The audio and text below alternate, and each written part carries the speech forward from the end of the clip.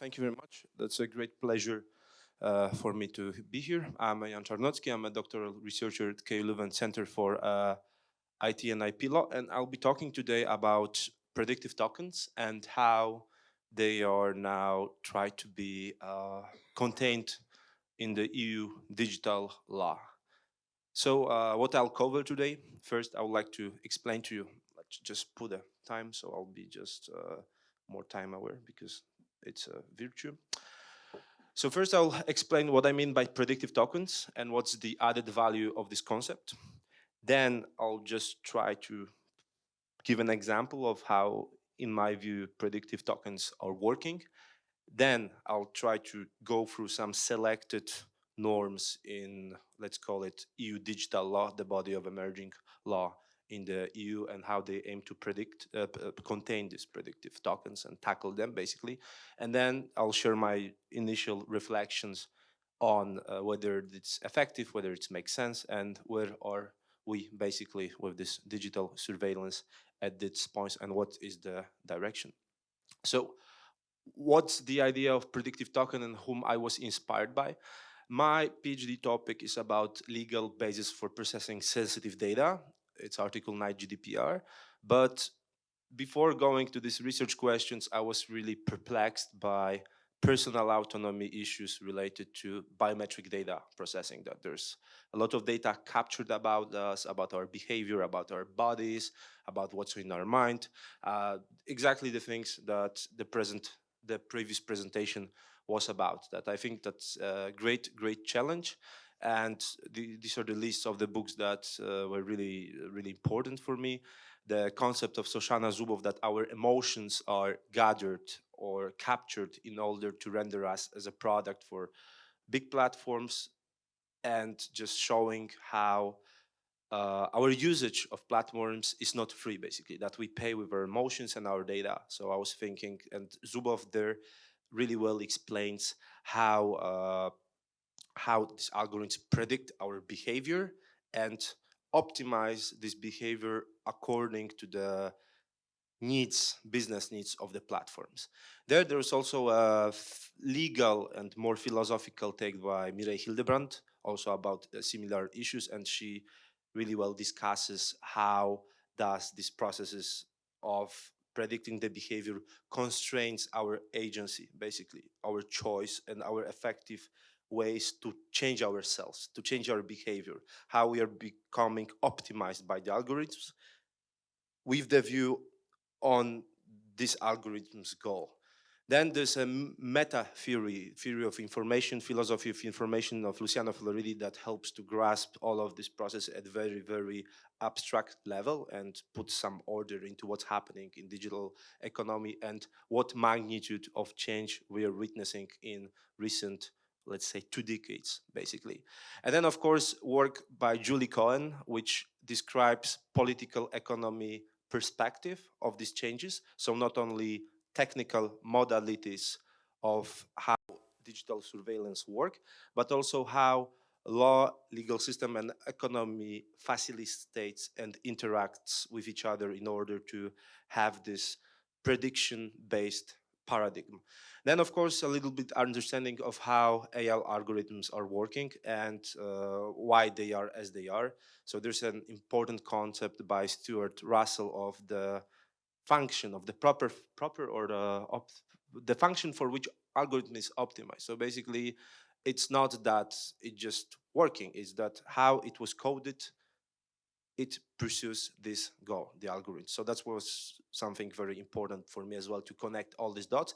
And then we have, like, from 4, 5, 6, 7 years, huge regulatory, I would call it inflation even. A lot of initiatives at the EU level, like GDPR, e-Privacy Act, Digital Markets Act, Digital Services Act, now Draft AI Act, and much more, Data Act, Digital Governance Act. So a lot of laws that aim to regulate this online sphere. So this is why, what I was inspired by. I was thinking a lot about this surveillance.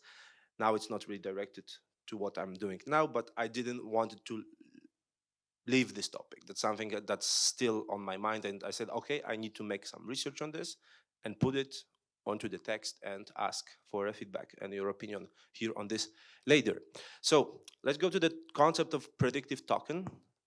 There's a working definition that a predictive token is any materialized prediction about an individual displayed directly or indirectly, intending to influence behavior.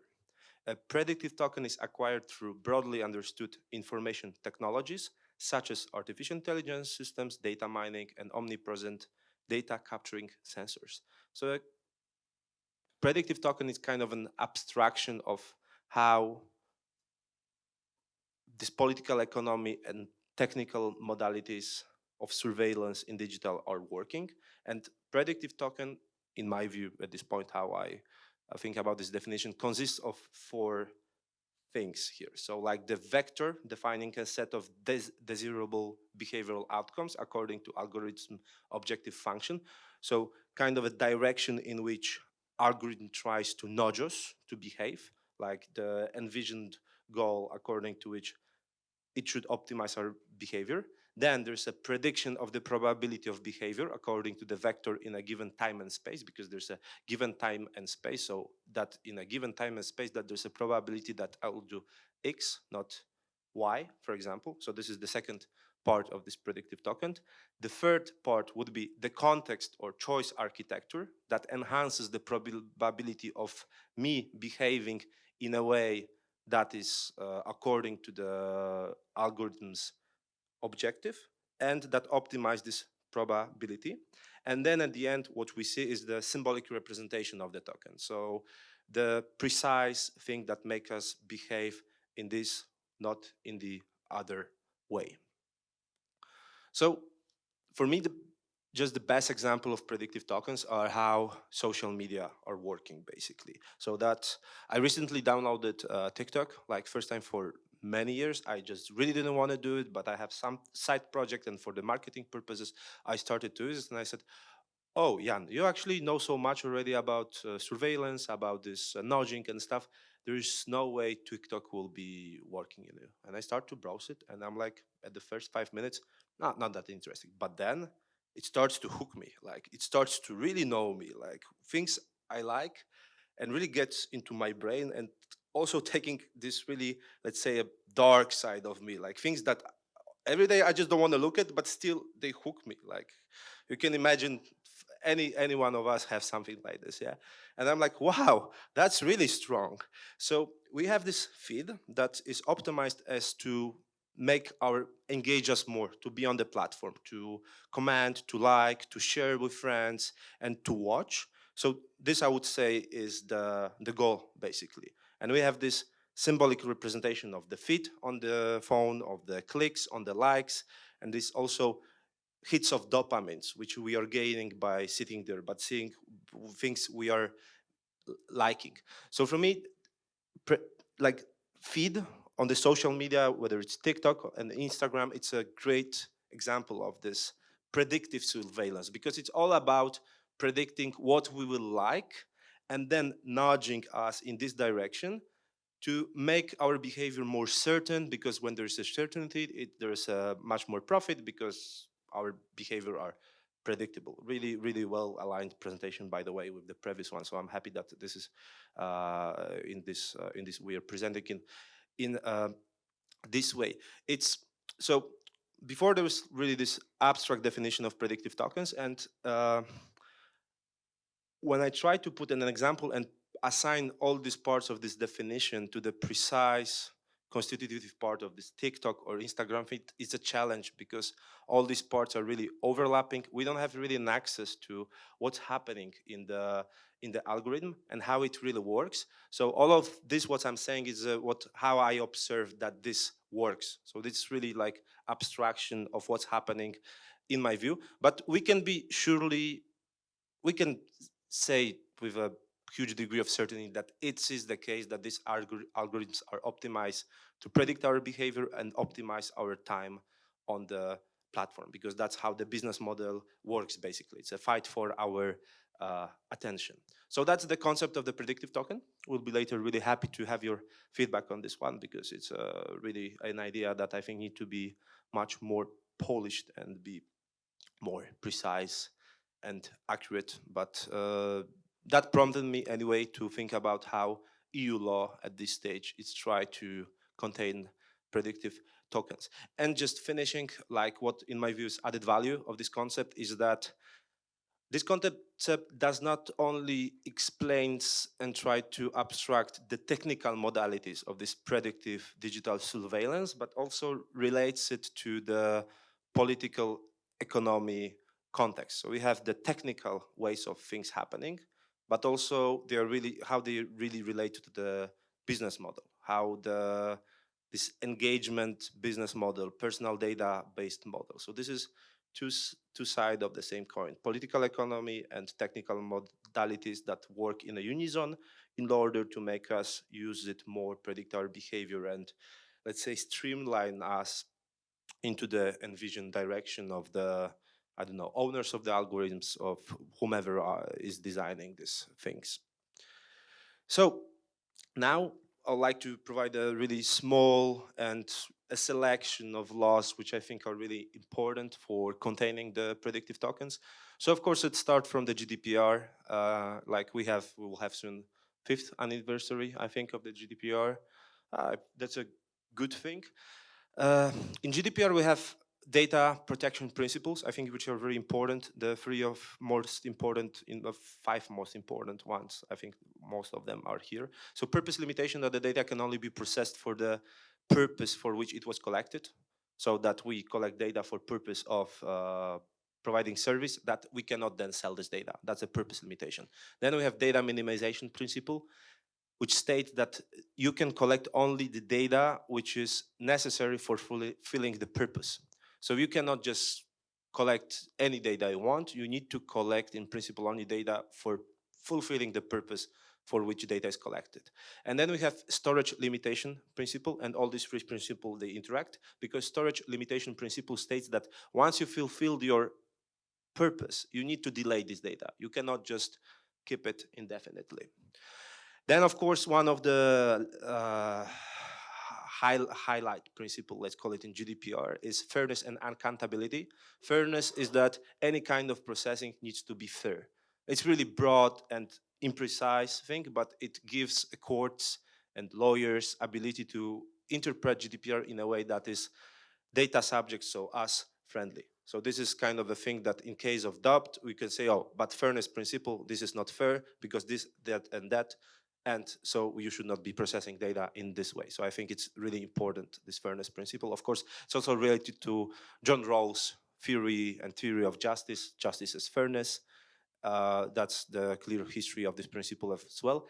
And then we have accountability principle, also very important principle, which makes GDPR a bit different from other laws, which is stating that it is a party that processes data that have to prove that it's compliant with GDPR. That's very, very, very important. Then we have consent. So in principle, for a lot of processing, the data subject should give his or her consent.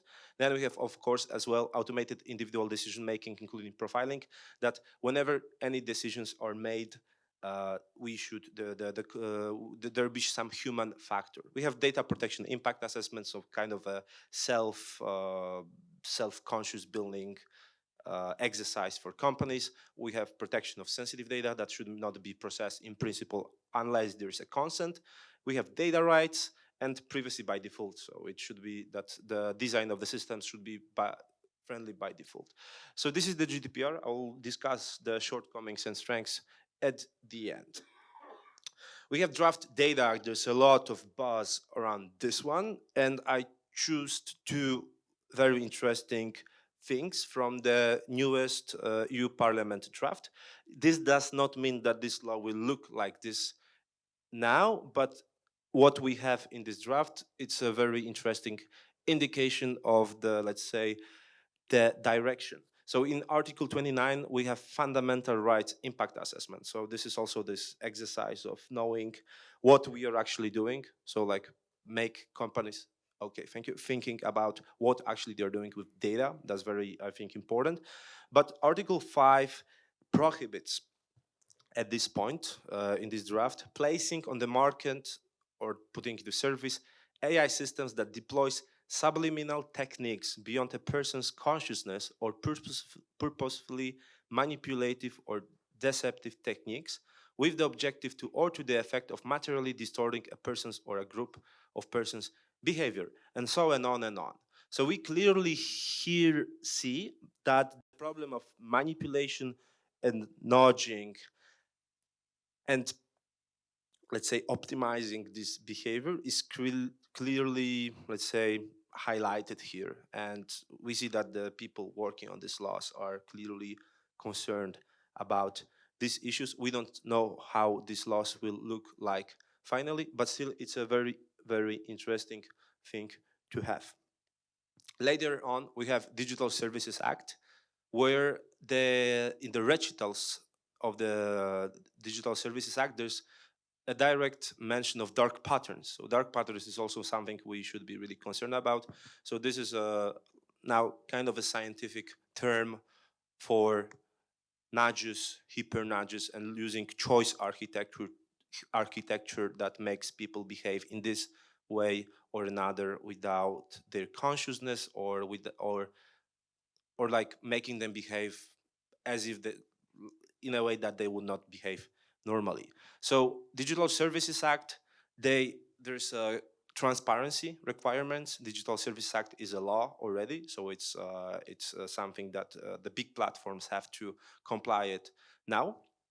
So in Digital Services Act, Article 25, interfaces design and organization cannot be made in a way that manipulates people. I will not be reading all of these articles here, it doesn't make sense, but I will be happy to share with you the presentation and discuss it, the precise meaning of these articles later.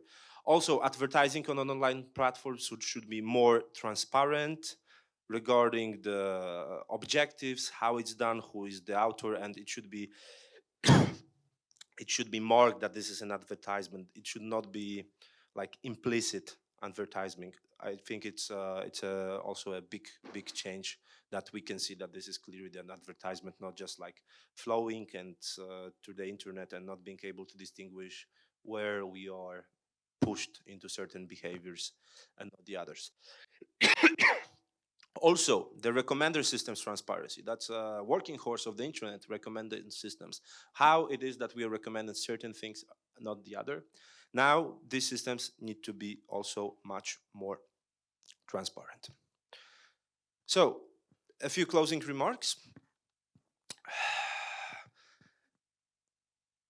It's really hard to challenge, to regulate and not to over-regulate. We are clearly, there's an awareness of the problems related to predictive tokens and digital surveillance. But it's hard to not to over-regulate. So both AI Act now, also some parts of Digital Services Act, and